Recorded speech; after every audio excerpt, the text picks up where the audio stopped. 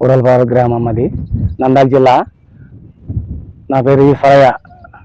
ముత్యాలమ్మ అంగట్ల విత్తనం శుద్ధి తెచ్చినాను. పత్తి చాలా బాగా సట్టుపిట్టి రాలే, నాయకు తెచ్చినాను. చెట్టుకు వచ్చి ఒక 60-70 నిలబడింది.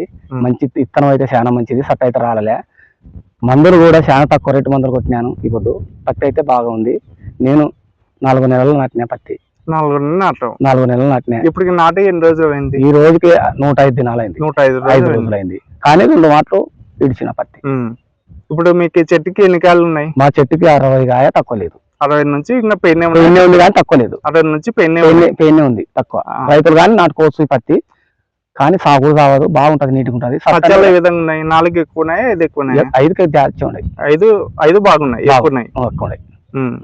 మిగతా వాళ్ళు ఏమంటారు? పక్కన రైతులు కానీ వచ్చిపోతున్నట్టు ఏమన్నా? రైతులు వచ్చి చూసిన వాళ్ళు కానీ చూసి అన్న రైతులు చూస్తున్నారు, అగ్రికల్చర్ వస్తున్నారు, తర్వాత మన చేపలలో వస్తున్నారు. ఏడ తెచ్చినా ఉన్న పత్తి తినాలంటే ముత్యాలమ్మ గట్ట తెచ్చినాను పత్తులు. డోన్ల ముత్యాలమ్మ గట్ట తెచ్చిన పత్తి అయితే రిమార్క్ రాలే, నీట్గా వచ్చింది పత్తి. మాది ఏ రైతైనా వేసుకోవచ్చు, వేసుకోవచ్చు పత్తి. నాయకు పత్తి ఏ రైతైనా వేసుకోవచ్చు. నాయకు నేను నాటినది నాయకు. నాయకు నేను నాటినది. ప్రతి ఒక్క రైతు సోదరులు బాగా చేసుకోవచ్చు. ఏమన్నా కావాలంటే గానీ మన డోను ముత్యాలమ్మ చేతితో సంప్రదించండి. మనకు కావాలనుకుంటే ముత్యాలమ్మ గట్ల తెచ్చుకోవచ్చు. మేము తెచ్చి నాటినాం. ఓకేనా, థ్యాంక్ యూ.